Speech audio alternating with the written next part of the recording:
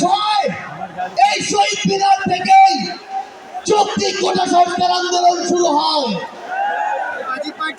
August 3 এই শহীদ মিনার থেকেই শত শত ভাইয়ের রক্তের উপরে, লাশের উপরে দাঁড়িয়ে এক দফা ঘোষণা হয়। আগস্ট 5 এই আগস্ট 5 বাংলাদেশের ছাত্র জনতার ঐক্যবদ্ধ লড়াইয়ে খুনি হাসিনা দেশ থেকে পালিয়ে যায়। ওই জুন 5 থেকে আগস্ট 5 যে লড়াই, সে লড়াই কি শেষ হয়ে গিয়েছে? আমাদের সংগ্রাম কি শেষ? আমাদের সামনে এখনো খুনিরা, খুনিদের দোসররা এখনো উন্মুক্ত ভাবে চলাফেরা করে। যারা আমাদের ভাইদের হত্যা করেছে, ওই ছাত্রলীগ, যুবলীগ, আওয়ামী লীগের সন্ত্রাসীরা, তারা এখনো বিভিন্ন দিক থেকে আমাদেরকে দেখে আর মুচকি হাসে। এই খুনিদের বিচার হতে হবে কিনা,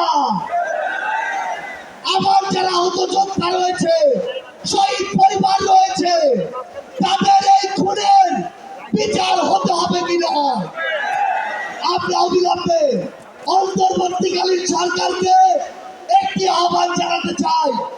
আমরা যদি আমাদের এই শহীদ ভাইদের রক্তের বিচার না করতে পারি, আমরা কখনো নিজেদেরকে মাফ করতে পারবো না। আমরা স্পষ্ট করে একটি কথা বলতে চাই, অন্তর্বর্তীকালীন সরকার এখনো যেই জায়গায় আটকে আছে, আমাদের সিন্ডিকেট গুলো ভাবতে হবে। এখনো কেন আমরা শুনবো এক হাত থেকে আরেক হাতে সিন্ডিকেট দিয়েছে? তাহলে আপনারা আপনাদের জায়গা থেকে কি অ্যাকশন নিচ্ছেন? এক হাত থেকে যদি আরেক হাতে সিন্ডিকেট যায়, তাহলে সেই হাত আপনারা ভেঙে দিচ্ছেন না কেন?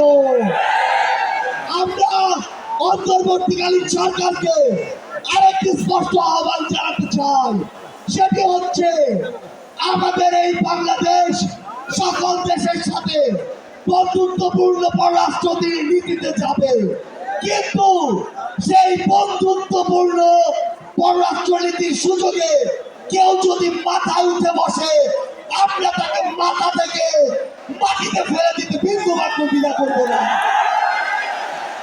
আমরা স্পষ্ট করে একটি কথা বলতে চাই, যে খুনিরা এই দেশের বাইরে, এই দেশের মানুষের ঘামে হাজার হাজার কোটি টাকা পাচার করেছে, সেই টাকা ফিরিয়ে আনতে হবে।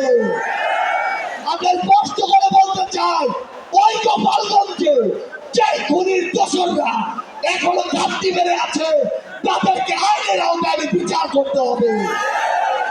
গোপালগঞ্জে এখনো কিভাবে আমাদের এই অভ্যুত্থানের যোদ্ধাদের উপরে হামলা হয়, আমরা প্রশাসনকে, পুলিশকে স্পষ্ট ভাবে বলতে চাই, পুরো বাংলাদেশে আমাদের এই যোদ্ধাদের, ফ্যাসিস্ট বিরোধী আন্দোলনকারীদের নিরাপত্তা যদি না দিতে পারেন, তাহলে ওই চেয়ারে কোন আইন শৃঙ্খলা রক্ষাকারী বাহিনীর বসে থাকার কোন অধিকার নেই। আমরা স্পষ্ট করে শুধু একটি কথাই বলতে চাই, আমরা এই অন্তর্বর্তীকালীন সরকারের কাছে আমরা এই গণহত্যার বিচার চাই। আমরা সিন্ডিকেট থেকে আমাদের মানুষের মুক্তি চাই। আমরা পাচারকৃত অর্থ ফেরত চাই।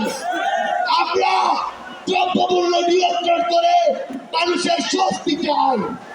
আমরা আহত যোদ্ধাদের সুচিকিৎসা চাই। পরিশেষে শুধু একটি কথাই বলবো, যে শব্দ নিয়ে এত মানুষ রক্ত দিয়েছে, এত মানুষ জীবন দিয়েছে, যে কেউ সেই সচিবালয়ে বসে হোক, পুলিশে বসে হোক, অন্য কোথাও বসে হোক, যদি সেই শব্দের সাথে, স্পিরিটের সাথে বিন্দুমাত্র বিশ্বাসঘাতকতা করার চেষ্টা করে, তাকে সমূলে উৎপাদিত করতে হবে। আমাদের আবারও দেখা হবে সংগ্রামের লড়াইয়ে অথবা রাজপথের বিজয়ে। ইনকিলাব জিন্দাবাদ।